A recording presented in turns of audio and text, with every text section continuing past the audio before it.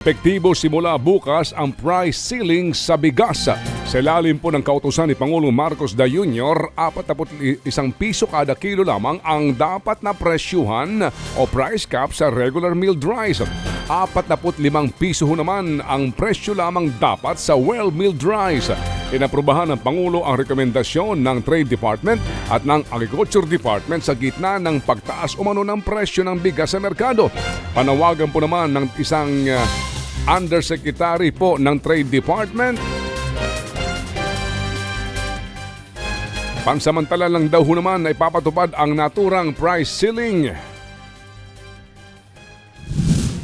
Hinihingi ng pamahalaan yung sakripisyo ng mga retailers na medyo tumulong rin sila sa mga mamamayan, sa nakakarami na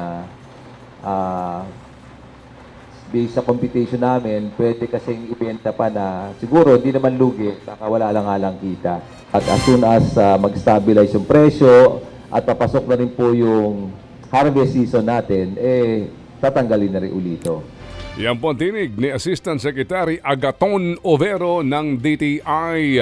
Handa rin daw ang pamahalaan na mag-angkat ng bigas sa pamamagitan po ng pribadong sektor. Nakiusan rin daw ang pamahalaan sa India na payagan po ang pagkuha natin doon, pag-angkat natin ng bigas mula sa kanilang bansa.